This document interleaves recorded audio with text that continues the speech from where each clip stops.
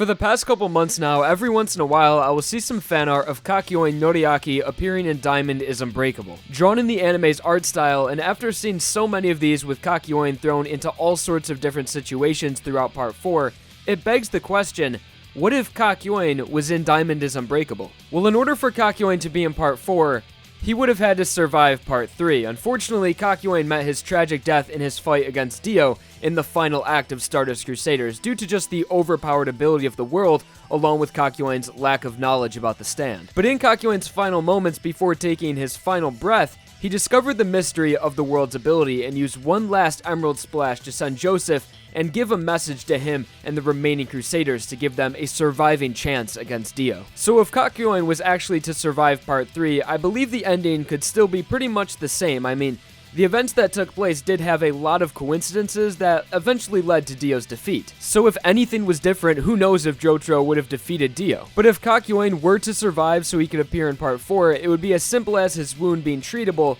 or not as fatal, such as instead of Dio completely blasting a hole in Kakyoin's abdomen, he would just have punched him very hard into the water tower, but not hard enough to make him pretty much explode, just enough to put him on the verge of death, but still survive and black out for the rest of the battle. So if by some miracle Dio didn't actually brutally murder Kakyoin, maybe he would have arrived in Morio that year alongside Jotaro. So if Kakyoin was a main character in Part 4, he would have to serve a significant role much like the rest of the main cast. Or he could have just made a few cameo appearances by working for the Speedwagon Foundation and being the one who Jotaro was always communicating with back and forth in the hotel room, and then appearing in person during the Red Hot Chili Peppers arc and take the place of the random employee that showed up in Morio to inform Jotaro of Joseph's arrival. And of course he had to show up in person and couldn't use any telephones because of Red Hot Chili Peppers' ability. Just how great would have that been if that was Kakyoin that was there? But I'm sure even if Kakyoin played the role as the Speedwagon Foundation employee, I'm sure Jotaro would have employed Kakyoin to stay in Morio, or Kakyoin would have offered to help solve the mystery. So Kakyoin in Part 4, I couldn't imagine him being seen much more than Jotaro, as they would probably always be with each other, so of course Kakyoin would serve as a mentoring character, but differently from Jotaro, as he shows more empathy. And I can see him playing a role that Rohan served in the second half of Part 4, being heavily involved in Kira's investigation and being a character that Koichi really looks up to. As Jotaro was a mentor to Josuke, teaching him new things and guiding him, I feel like Kakyoin could play a similar role to that but for Koichi. I mean, they do both have green stands, and again sort of suggesting that Kakyoin would play a very similar role to Rohan. But one character that I think Kakyoin would have a very personal relationship with and that he could relate and sympathize with is Josuke. When Kakyoin was escaping from Dio nearing his final moments, we saw a bit into his past when Kakyoin looked at his Hierophant Green and reflected on what it reminds him of. When Kakyoin looks at his Hierophant Green, he's reminded that when he was a child, he didn't try to make any friends at all. And not for the fact that the other kids didn't like Kakyoin, he just never opened up to anyone. Kakyoin grew up in a city and thought that this would mean he would meet a bunch of different people, but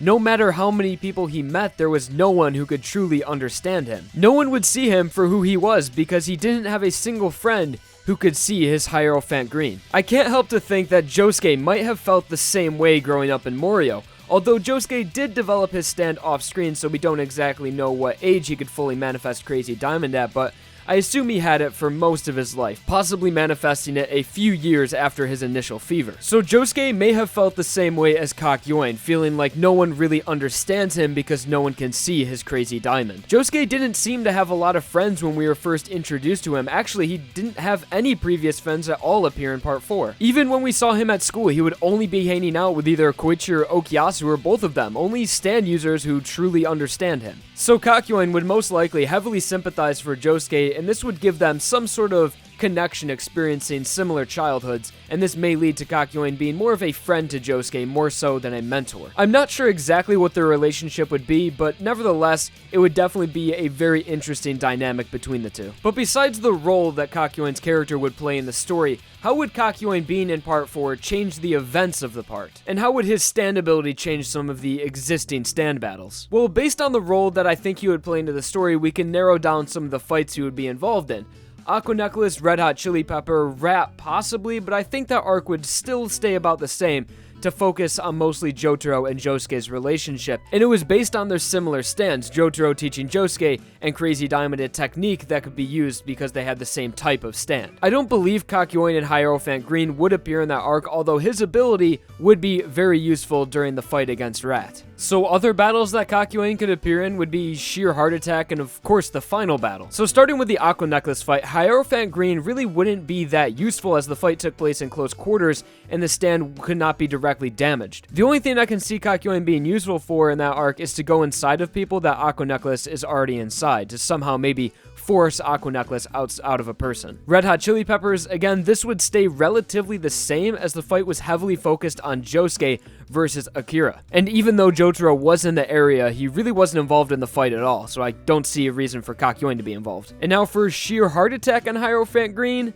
really nothing Kakyoin could do against that except for maybe get hurt like Jotaro did to be motivation for Koichi to evolve. Because really Echo's Act 3 was the perfect stand for that situation to combat against Sheer Heart Attack. But when it comes to the final battle, Kakyoin's stand really fills a role that most of the Morio stand users are missing, and it's a ranged attack. I mean, yeah, Josuke and Jotaro can shoot small objects like bullets, but it's rarely ever used.